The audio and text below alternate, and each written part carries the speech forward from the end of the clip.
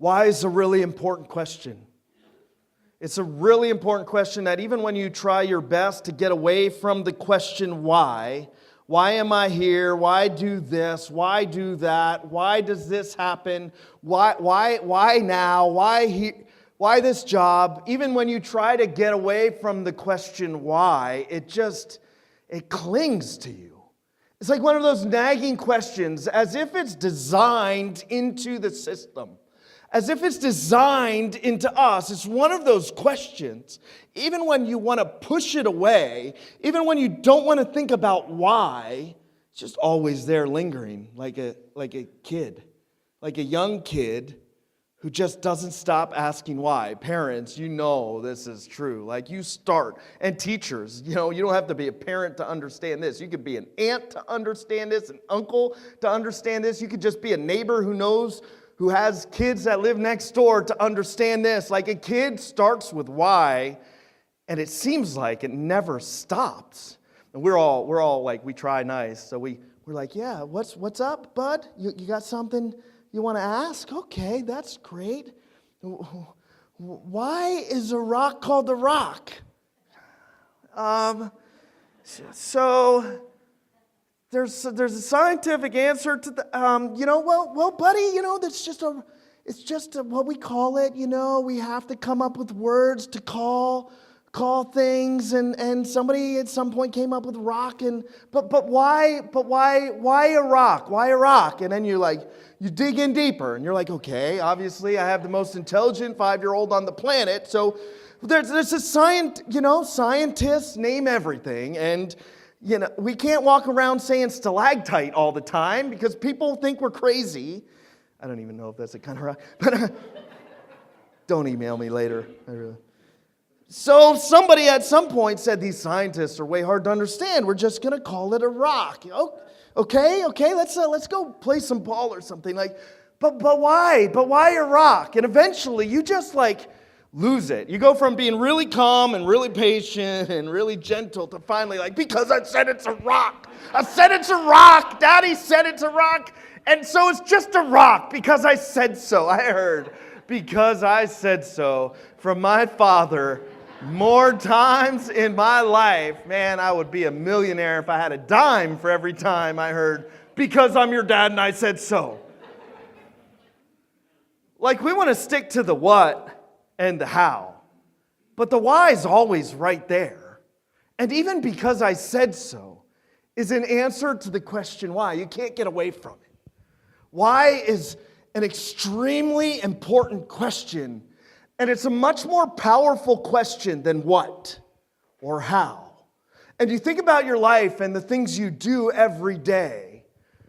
You can think about the what you decide and how you decide it.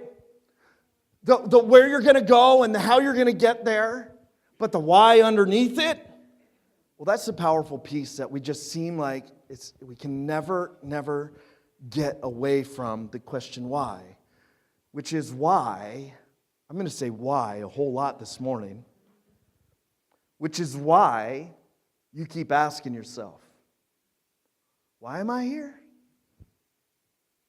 What's the purpose of this job? Why do I do this? Why am I in this relationship? Why do I have this part of me? Why is my personality wired like this? Why? You can't get away from it. And even if you want to reside in the whats and the hows, the why is much more powerful. And there's a why to everything. You see the why, it can change the what and the how.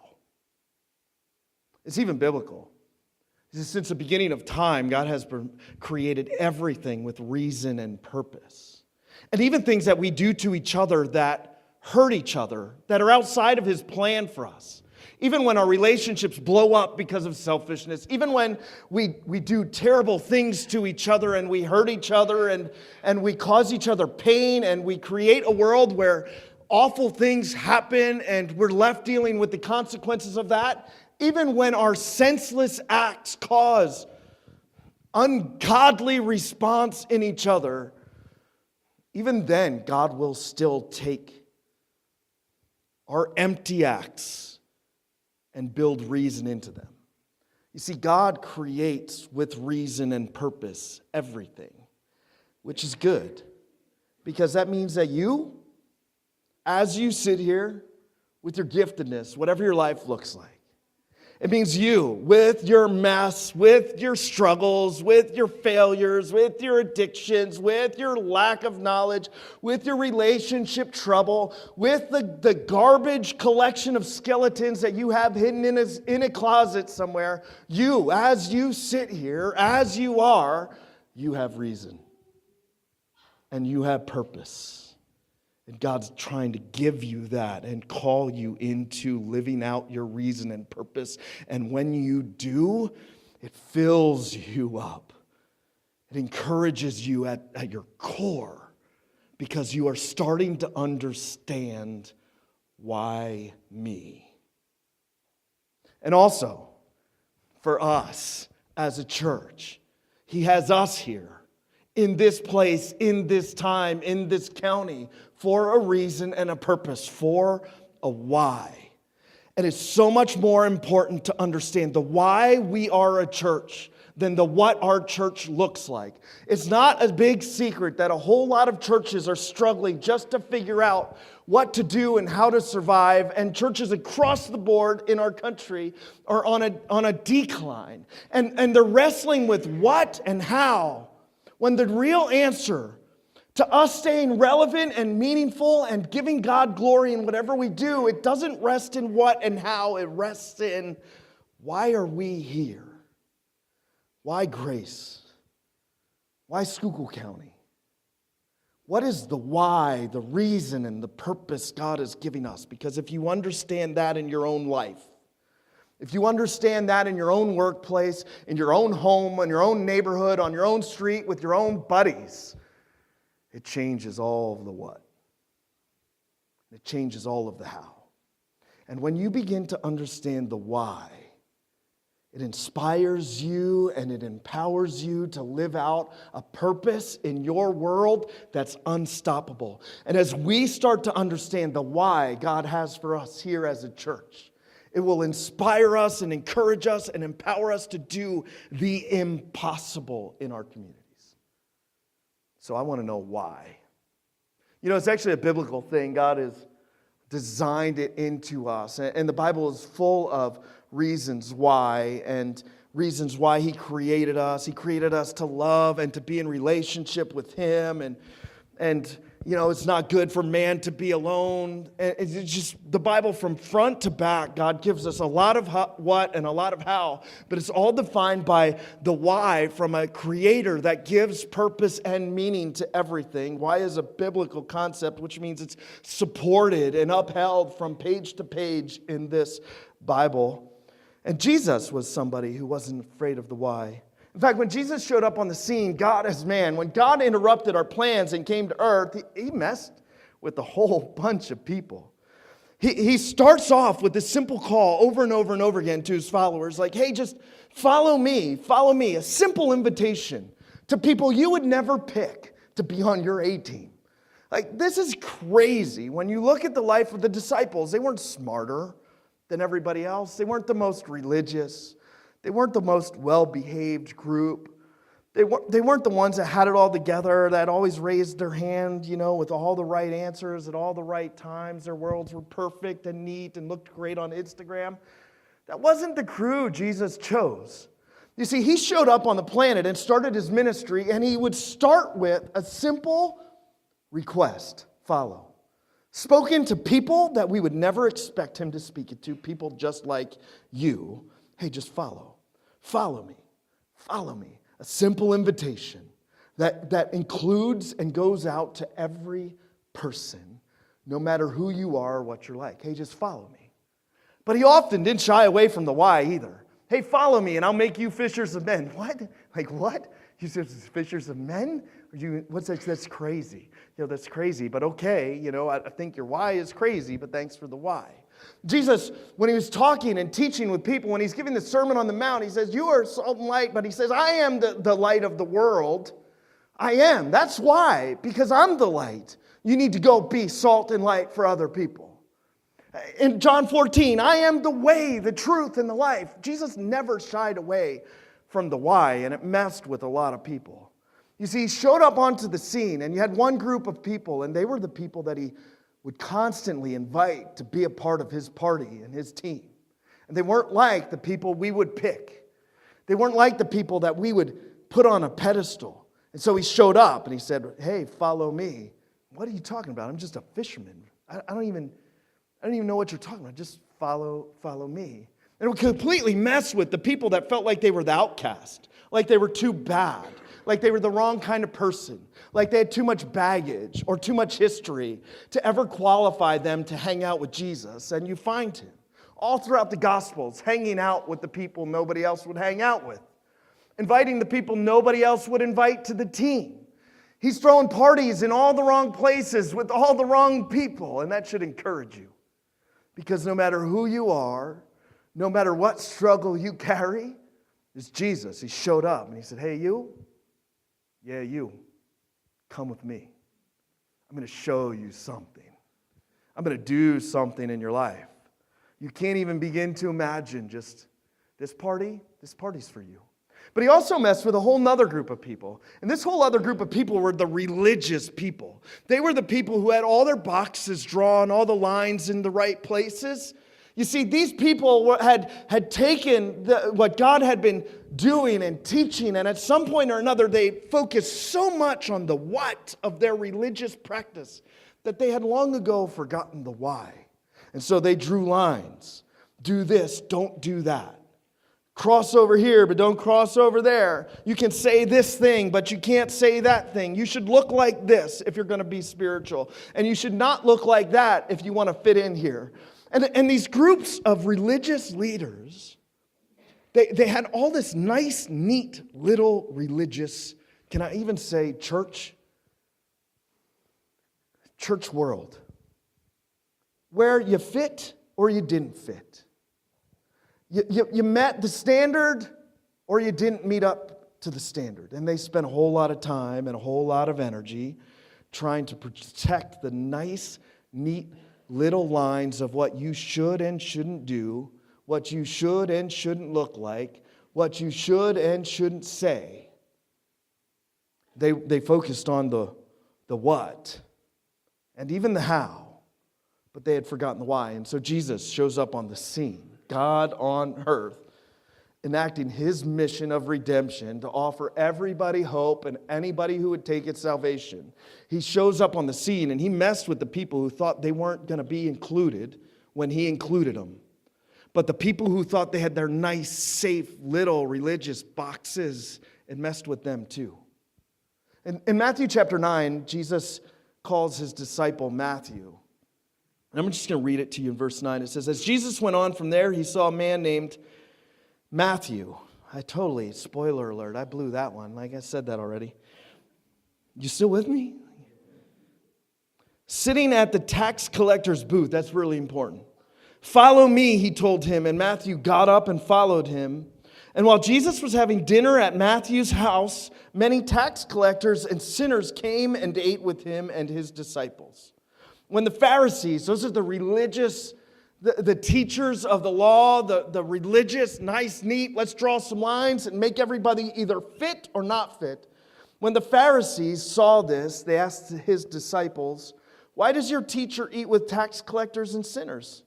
On hearing this, Jesus said, it's not the healthy who need a doctor, but the sick. But go and learn what this means. I desire mercy, not sacrifice.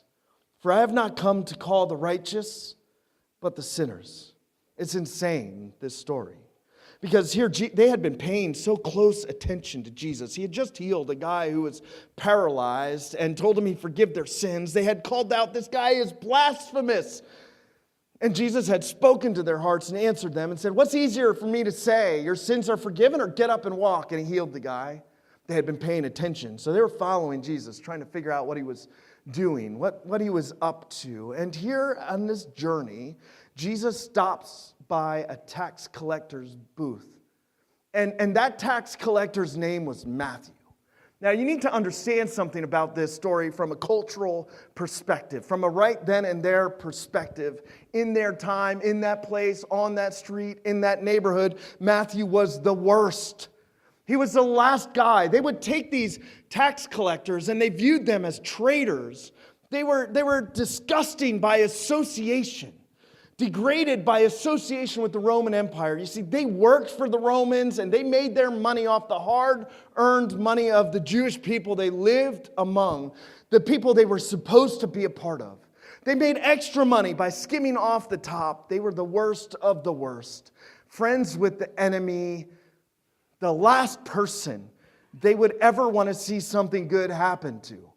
In fact, when they were classifying sinners, which I don't know why people like to do that so much, but people like to classify who's worse and what's not that bad. When they were classifying their categories of sinners, tax collectors were at the bottom. These were the worst of the worst. It's hard for you to picture that, right? Like, just because we don't associate our tax man as the worst guy on the planet anymore. So what's the worst for you? Who would be the last person you would ever want Jesus to stop and talk to? Who would you be most offended by him spending time with? Who are you afraid I will mention right now? Who's the worst to you? Is it the person on the far left? Maybe it's the person on the far right. Maybe to you, the worst person is a lukewarm person in the middle who can't make up their mind. Who's the worst person for you when you think about categories of sin, as if there could be such a thing to a perfect God? Who's the worst person to you? You see, it's easy to think about the challenge of showing grace to the person we want to love that's acting in a way we don't like. But it's really hard when you start to think through the idea of grace as it applies to the person you stand the least. It's really hard to understand that Matthew was the most offensive person on the streets. He would have been the most offensive person on the news. He would have been the most offensive person. I could imagine when Jesus stops and says, "Follow me," what everybody there was hoping for was like, oh yeah, it's about to go down. Time, man. We have been praying for this moment. God, thank you for smiting him. We can't wait to see what happens next. Maybe Jesus is going to take him behind the shed. I don't know what's going to happen back there, but it can't be good for Matthew. Like, I don't know where he's following him to, but this dude's about to get his. He is all kinds of wrong, and Jesus is about to set him in all kinds of right. I can't wait to see this show go down. Somebody grab an iPhone 8. We're putting this on YouTube. We're going to load this to the Instagram stories. Let's make this thing go viral. Can we get a hashtag going up in here? Like Matthew gets his hashtag, about time hashtag. It's getting real. You're supposed to put the hashtag before some of you. I'd have been so excited if I was one of those religious people with my right list of do's and my wrong list of don'ts. I would have been so excited because the enemy, the heretic, the one who disrespects God and God's people, the one who is doing all of the wrong things, working for the enemy, is about to get served. So exciting. And then Jesus? It doesn't look like he's angry enough. Wait. Now, wait a minute. Matthew, he doesn't even look nervous. I don't understand. I'm just going to keep following. It's got to turn good at some point. I don't understand what's going to happen. And then all of a sudden, Jesus leads Matthew to Matthew's own house. He sits down. One version says he reclines at the table and they start eating. They throw a party? What? Now, wait a minute. Hey, church isn't for them. No, they don't fit. That doesn't fit. This crowd, he's just inviting more tax collectors. Maybe Jesus is waiting. Maybe he's just getting a bunch of them in the room. He's going to be like, surprise, and preach some fire and brimstone talk. He's going to like pound the pulpit. Where's my pulpit? I don't know where my pulpit is. Maybe that's what's going to happen. But then as they sit there, the party is actually a party. And it seems like all the wrong people are invited. It seems like they're doing all the wrong things that I think they should be doing. It's almost like I have this idea of what church should look like, and they're too busy being church to entertain my idea of what church should look like. What? So, this last person with his rowdy and rough group of friends is having a party with Jesus as Matthew transitions from his life of tax collecting to follow Jesus, and everybody's invited. Before I get into the rest of it, right now, you need to know this. You're invited too. But not just you. You're invited to the party, but so are the worst people to you. And I know that's really hard, but it's super important to understand. Because they ask why. Why? Like, let's ask his disciples. This plan is not going the way we wanted it to.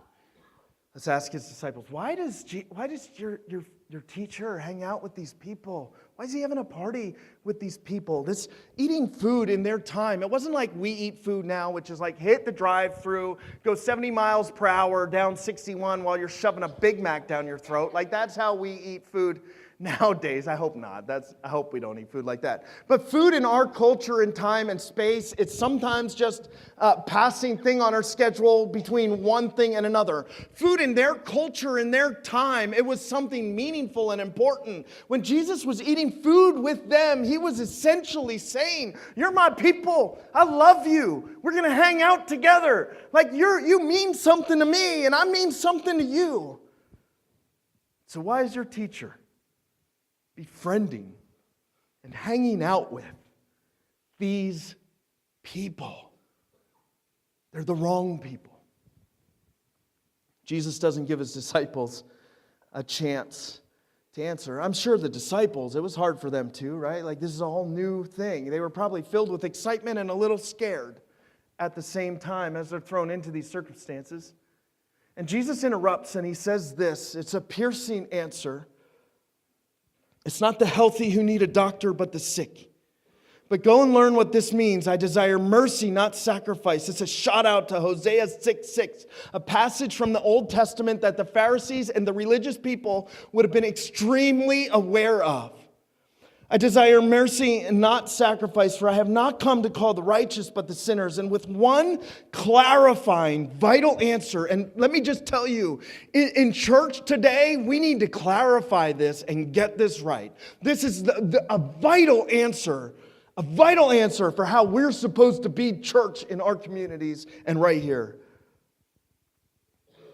With a clarifying, vital answer, he shows the right and the wrong why. Right there, right then. You see, for the Pharisees, it was all about them. Church was all about them. How do I prove myself? How do I look better than everybody else? How do I get all the right answers and show everybody else they have the wrong answers if they're not with me on my side? How do I live a standard? It was all about them. They lived pious lives for the attention and affection of people, trying to prove themselves to everybody by how good and how right they were. In fact, when Jesus showed up, his harshest words were for and to the Pharisees. In fact, in the end of Matthew, in chapter 23, there's a ton of just laid out, straight up truth bombs that Jesus dropped on this religious group of people who had made their religion all about them and how they're better than everybody else. And one of those warnings, found in verse 25, says this: woe to you, teachers of the law. That's not, like, you don't want to hear woe to you. Like, that's not good. That's like a whoa, like that's bad. It'd be like, yo, step off. I don't know what you kids say nowadays, but it'd be something like that, you know, like something like, hey man, like, I'm not even gonna try. You're all up in my junk. I don't even know what that means. I just said it. Woe to you.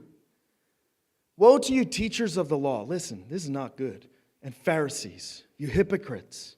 You clean the outside of the cup and dish, but inside, you're filled with greed and self-indulgence.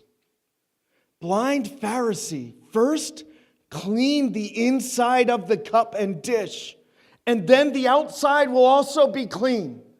Like he was pointing to their fake, false, terrible system of religion and saying, that's not it. You're so worried about the what and the how, and you've forgotten the why of your heart. He would go on to call them whitewashed tombs. It's harsh words from Jesus. It's a clear picture. In Hosea 6:6, they would have been so familiar with this passage. It says, I desire mercy, not sacrifice. God to his people that were caught up in just the religious practice and what church should look like and how you can be a good person and good Jewish Christian, or not Christian at the time, but for us it would be Christian, for them it would be Jewish. How you can live all of the religious stuff right and get it all right and follow all the rules and check all the boxes. Create worship service after worship service to try to live up to it. And he says, you've missed the point of worship. I desire mercy, not your sacrifices. And I want acknowledgement of God, not your burnt offerings. You're saying your worship stinks. Your worship stinks when you're more worried and more concerned about the what of the practical implications of your faith than you are of the why of your heart to love God and love others. When you focus on what everybody else is doing wrong, your worship stinks, it was saying. You know what? I guess I'll say it too. And before you get too offended, can I just be honest? Sometimes my worship stinks too. When you are more concerned about the moral implications of your faith than you are your heart towards God and other people, the worship, it just stinks. Like burnt incense with no meaning. See, we do that.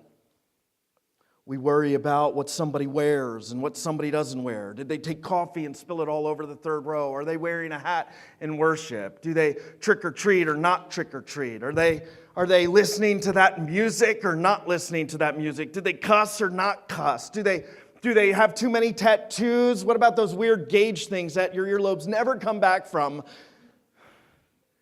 What are they doing? What is their problem? It doesn't match my little box. It doesn't match my little box. You should look like this in church. You should be from this pedigree in church. You should act like this in church. You need to know these answers in church. Forget it. No. There's something much more important, because the why, it changes the what. We're not going to be concerned about all the whats. We're going to be concerned about the why. And Jesus, he says, there's a need. Here's the why. You want to know the why? There's a need. It is not about you and how you feel about what everybody else is doing or how you feel about what you're doing. The need is there's people who have hearts that are broken and sinful. There are people who are sick that need healing. There are people that are hurting and lost and don't know which way to go. There are people that are struggling and alone, and that's who I came for. You see, church is never supposed to look like a country club where everybody dresses the same and fits in and acts the same. Church is not supposed to be some club you join where everything looks neat and you wear the right shirt to preach and all that other nonsense. Church is a place for anybody, for sick people and hurting people, to come and not find judgment, not find a standard they have to live up to. A place for them to just see Jesus, the one who can heal the heart, make the sick well, give hope to the hopeless, shine light on the darkest places. That's the why. It doesn't take a genius to look around nowadays and see that there's a whole lot of need. Drug addiction just destroying homes and families and kids, and hardly anybody to come alongside those people without judgment and love them and give them hope. So many people struggling to get by, just living paycheck to paycheck, one disaster away from even a greater disaster, not sure if they'll ever be able to come back from it, and they feel all alone. Who's with them? People that feel all alone. They're wrestling with their mental illness and struggles, and they're trying to figure out, and they're depressed and anxious, and who's with them? Where's their place? You see, there's a whole lot of churches you could go to this morning, and if you're a church person, you'll feel really comfortable there. But where's the church for those people? Where's a church that looks more like a hospital than a country club? Where's a church where everybody's welcome? Where's a church where you walk in and you're not judged if you got a full sleeve's worth of tattoos and your breath smells like booze?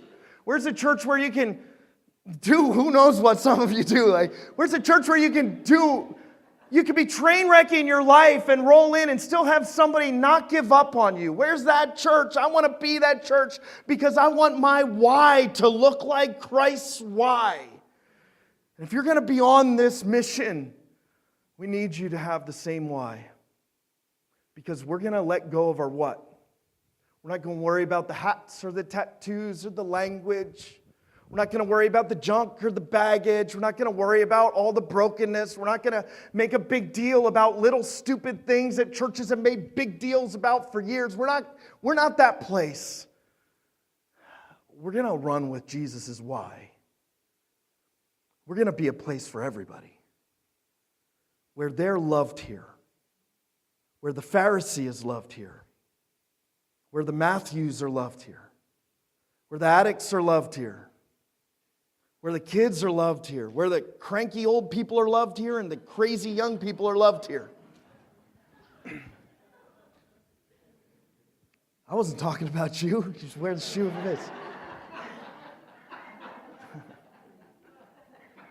Because the why is more important than the what. And when you start to understand the why, it changes the how and the what. And you want to know why we do everything the way we do? Why I dance the stupid Carlton up here? Why we do everything we do? It's because the why is what matters more than the what. The why is what changes how we're going to be a church and connect all of Schuylkill County to Jesus. There are 118,000 people in this county who are unconnected and unaffiliated with the church. And I got to tell you, we're going to be their church. Even if they don't show up, we're going to be their church. We're going to be a church for you, but more importantly, we're going to be a church for your friends who you think will never join you on a Sunday morning. We're going to be a church for your family members, your son who you think will never show up here. We're going to be a church for that person. Because we don't need any more country clubs. And we need a whole lot more hospitals. We'll come alongside people and love them. And you want to know how? You want to know how you can help? There's 3 ways. 1, help us make this a place your friends would love to hang out at. Simple. When you think about church, think about your friends. When you think about what we do here, think about the people you have in your circles that are in need. How can we be a place that loves them? How can this be a place that they feel comfortable and not out of place? How can this be a place where they understand the language the moment they step in? There's not some secret churchy code they got to figure out to understand what's going on. Help us be a place your friends will love to attend. Number 2, let go of your whats and trade them for the why. We all have preferences. We all have music we like better than other music. We all have preachers we like better than other preachers. We all have things that we like about church that sometimes is difficult to see change. Sometimes we don't want to let go of our preferences, but this is going to be a place where we're not going to take your preferences from you. By all means, please understand, you can keep your preferences and feel in home and at place here. I don't want your preferences anyway, but we're not going to take them. We're just asking you to set them aside and understand that there's something more important than whether somebody's wearing a hat or covered in tattoos, and it's their heart. There's something more important than whether they agree with you politically or not, and it's their heart. There's something more important than whatever it is you want to rant about, whatever it is that bothers you, offends you, upsets you. There's something more important, and it's their heart. So be willing to set aside your preferences and love people. That Hosea 6:6 thing, it was really pointing to God and each other. The two greatest commandments. I desire mercy for other people and acknowledgement of me. Love the Lord your God with all your heart and all your soul and all your strength. And love your neighbor as yourself. And when he talked to the disciples, he said, love each other the way I have loved you. And what's crazy is Jesus just put a period there and said, everything else, all the other rights and wrongs, all the other lines, they'll all fall into their right place if you love me and you love other people. So, be willing to let go of your preferences because we love your friends more than we love your preferences. We love you at your heart more than we love your preferences. The third thing, right? It's align with the right crew. Listen, you all are Pharisees from time to time. Me too. It's just the default. It's the easier thing, right? Like, I'm guilty of it. You're guilty of it. Don't feel bad if I stepped on your toes. I'm stepping on mine too. Like, we're all Pharisees sometimes, and some days we're all disciples. So just wake up and make a decision. I'm going to align with the disciples. I don't know all the answers. I don't know where Jesus is going, but I'm going to follow him. I'm going to trust him. I'm going to learn how, stretch myself and learn how to love other people. I'm just going to keep my eyes on Jesus more than what I keep my eyes on my little own box. I know my box is there, but I'm going to follow Jesus. Align yourself with the disciples instead of the Pharisees. Listen, I'm so glad you're here. And I want you to know if you're a Pharisee, we love you. If you're a Matthew, we love you. No matter who you are, you're loved here. You have a purpose and the reason and understanding the why. It changes the what, changes the how. And it helps inspire you to live on a whole new level as you walk out your purpose where you are. Let's pray.